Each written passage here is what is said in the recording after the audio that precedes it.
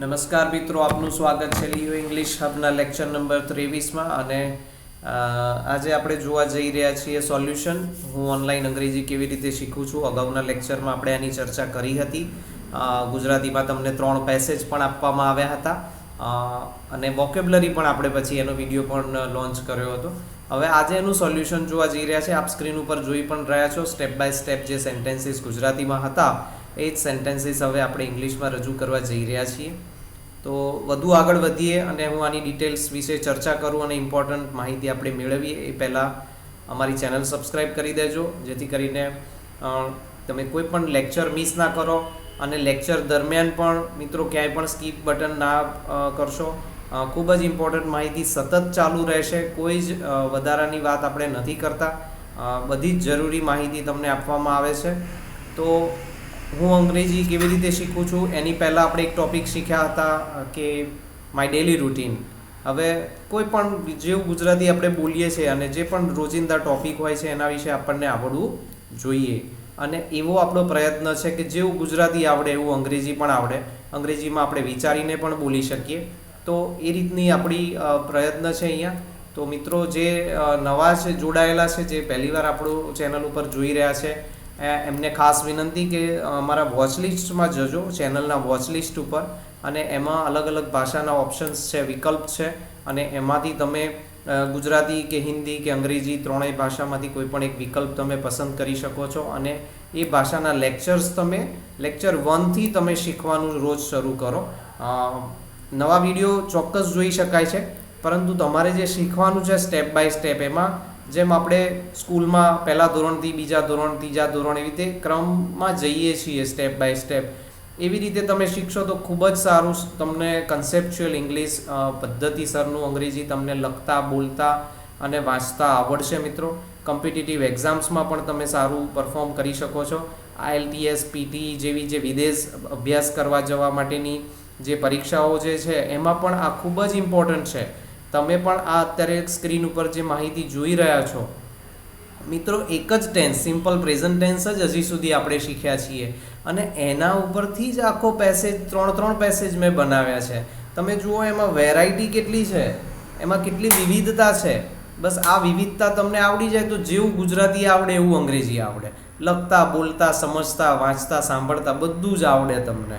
પરંતુ એમાં તમારી ઇન્વોલ્વમેન્ટ જોઈશે, તમારે પ્રયત્ન કરવા જોઈશે. અને એટલે જ હું કહું છું કે તમે રોજ એક વિડીયો જુઓ. ધારો કે આજે તમે શરૂઆત કરી રહ્યા છો તો ગુજરાતીના પ્લેલિસ્ટમાં જાઓ, અમારી ચેનલના પ્લેલિસ્ટ સેક્શનમાં ગુજરાતીના ચેનલ તમે પ્લેલિસ્ટમાં જાઓ. એમાં તમે લેક્ચર 1, લેક્ચર 2 એવી રીતે સ્ટેપ બાય સ્ટેપ શીખો. લેક્ચર 1 એક દિવસનું એક જ લેક્ચર રાખો. લેક્ચર્સ બધા અપલોડ થયેલા જ છે, તમે તમારી સુવિધા પ્રમાણે જોઈ શકો છો. પરંતુ એક સંયમ રાખવાનો છે, એક ડિસિપ્લિન, એક શિસ્ત રાખીને તમે શીખશો તો ખૂબ જ મજા આવશે અને બહુ જ સારું આવડશે. તમે આજે ધારો કે પહેલા નંબરનો લેક્ચર તમે શરૂઆત કરી છે તો એને રિવાઇઝ કરો, આખો દિવસ તમે એને વાગોળો, એનું જે પણ કંઈ સમજવાનું છે, પ્રેક્ટિસ કરવાની ઇન્સ્ટ્રક્શન જે તમને આપવામાં આવે છે એ તમે કરો. બીજા દિવસે બીજો વિડીયો, ત્રીજા દિવસે ત્રીજો વિડીયો. અઠવાડિયામાં રવિવારે એક ગેપ રાખો કે રવિવારના દિવસે અઠવાડિયા દરમિયાન જેટલા પણ વિડીયોઝ તમે લેક્ચર્સ જોયા છે બધાનું રિવિઝન કરો. જોયા વગર લખો મિત્રો, એ રિવિઝનની સૌથી સારી રીત છે. તમે ટેસ્ટ કરી શકશો કે ખરેખર તમને આવડે છે કે નહીં. બધું તાજે તાજું તો તમને આવડે એટલે તમને એમ લાગે કે હા આવડી ગયું છે, પરંતુ જ્યારે એને એપ્લાય કરવાનું આવે ત્યારે નથી કરી શકતા. એનું કારણ આ જ છે મિત્રો, કોઈ ગોખણપટ્ટી આમાં ચાલશે નહીં. જો ખરેખર તમારે નેચરલ ઇંગ્લિશ બોલતા લખતા શીખવું હોય તો થોડીક મહેનત જોઈશે, થોડોક સમય જોઈશે, કોઈ શોર્ટકટ નથી. તો મિત્રો આ સ્ક્રીન ઉપર તમે જે જોઈ રહ્યા છો એને તમે તમારી નોટમાં લખી લો, જેથી કરીને વારે ઘડીએ તમારે યુટ્યુબના એક્સેસની જરૂર ના પડે. હા, તમે વારંવાર વિડીયોઝ જોઈ શકો છો ક્યારે કે તમે ક્યાંક આઉટિંગ ઉપર છો, બહાર છો, ટ્રાવેલિંગમાં છો, જર્નીમાં છો અને તમારી પાસે તમારી નોટ પેન નથી અને એવા સમયે તમે બેઠા છો અને તમારે જોવા છે તો તમે આખાને આખા વિડીયો તમે વારંવાર જોઈ શકો છો એનું રિવિઝન માટે. અધરવાઇઝ તમે તમારી નોટ બનાવો ગમે ત્યારે અડધી રાત્રે તમે એને ખોલીને 50 વાર તમે ચેક કરી શકો છો શું ભૂલો છે, શું સાચું છે, કેવી રીતે વેરાયટી એડ કરેલી છે. તો અત્યારે સ્ક્રીન ઉપર જે પેસેજ મિત્રો તમે જોઈ રહ્યા છો એ પેસેજમાં બધા જ સબ્જેક્ટ મારા વિશે જ છે. હું ઓનલાઈન અંગ્રેજી કેવી રીતે શીખું છું એના વિશે. પરંતુ એમાં વેરાયટી એડ કરેલી છે, રાઈટ? તો એ તમે વેરાયટી સમજો કેવી રીતે. ગુજરાતીમાં આપણે પેસેજ આગળના વિડીયોઝ તમે લેક્ચર્સ તમે ચેક કરી શકો છો. ગુજરાતીમાં જે રીતની વિવિધતા હતી એવી જ વેરાયટી ઇંગ્લિશમાં આપણે એડ કરેલી છે. તો આ પહેલો પેસેજની વાત છે. આવા 3 પેસેજ છે, એટલે પહેલો પેસેજ તમે લખી લો. હું આગળ વધું છું, તમને બીજા પેસેજ ઉપર લઈ જઈ રહ્યો છું, અને બીજા પેસેજ ઉપર પણ એ રીતે જ આપણે વેરાયટી એડ કરવાનો પ્રયત્ન કર્યો છે. જે ગુજરાતીમાં બીજો પેસેજ હતો એ પ્રમાણે જ એનું આપણે ટ્રાન્સલેશન અહીંયા કર્યું છે. શરૂઆતમાં ટ્રાન્સલેશન કરીશું. ઘણા એવું તમને સલાહ આપશે કે ટ્રાન્સલેશન તો બોરિંગ છે, કે ટ્રાન્સલેશનથી તમે અંગ્રેજી ના શીખી શકો. હા, પરંતુ જેમ પહેલા ધોરણથી તમે બીજા ધોરણ કે 1 થી 7 ધોરણ પાસ કરીને તમે એન્જિનિયર ના બની શકો, પરંતુ એ નક્કામાઈ નથી, એ જરૂરી છે. એવી જ રીતે ટ્રાન્સલેશન કે ગ્રામર જે થોડું કોમન મિનિમમ શીખવાની જરૂર છે જ, રાઈટ? તમે એ બધા ધોરણ પાસ કરશો પછી ક્યારેક 12મા પછી બેચલર ઓફ એન્જિનિયરિંગ કે ડોક્ટરેટ કે ગમે તે તમે કરી શકશો, મેડિકલમાં જઈ શકશો. એટલે એવું નથી કે 1 થી 12 ધોરણ નક્કામાં છે. એ પ્રાઇમરી છે, આ પણ પ્રાઇમરી છે. ટ્રાન્સલેશન કરવું, કોમન મિનિમમ ગ્રામર શીખવું, એના રૂલ્સ રેગ્યુલેશન્સની પ્રેક્ટિસ કરવી. તમે કોઈ પણ વસ્તુ તમે પ્રેક્ટિસમાં મૂકશો ને તો પ્રેક્ટિસ મેક્સ અ મેન પરફેક્ટ. તમે આદતમાં મૂકશો તો જ એ આવડશે. જાણી લીધું, વાક્યો તમે ગોખી નાખ્યા, એવી રીતે અંગ્રેજી ના આવડે. એ ગોખેલા વાક્યો પણ તમે અમુક સમય પછી ભૂલી જ જવાના છો. ગોખવામાં જે નવા હશે એ યાદ રહેશે, જૂના તમે ભૂલતા જશો. તો બીજો પેસેજ મિત્રો આપની સ્ક્રીન ઉપર છે, એ પણ તમે નોટ ડાઉન કરી લો તમારી નોટમાં. ગુજરાતી પેસેજ પણ તમે લખ્યો જ હશે અગાઉના લેક્ચરમાંથી, અને એ પણ તમે કમ્પેર કરો બંને વચ્ચે. ક્યાંય પણ કોઈ પણ કન્ફ્યુઝન હોય તો તમે મને કમેન્ટ સેક્શનમાં કોન્ટેક્ટ કરો. હું તમારો જરૂરથી રિપ્લાય કરીશ અને માર્ગદર્શન આપણે કરીશું. પરંતુ આપણો હેતુ એક જ છે કે આપણે આપણી અનુકૂળતાએ ખૂબ જ સારું અંગ્રેજી આપણે લખતા બોલતા શીખવું છે, કે જે ખરેખર અત્યારે સમયની માંગ છે.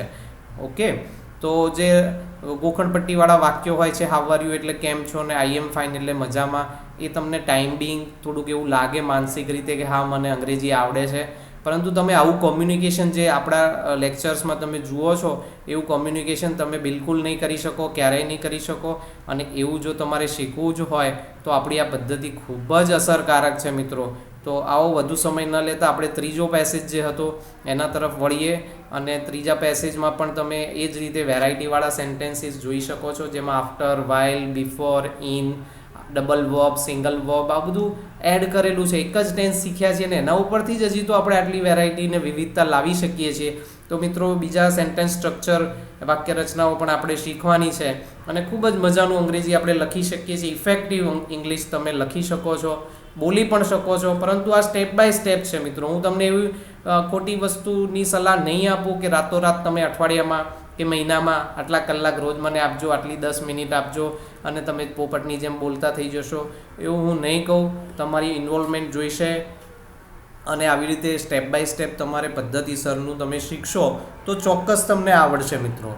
અને સારામાં સારું આવડશે, તમને બધે જ કામમાં આવશે અને આજીવન કામમાં આવશે.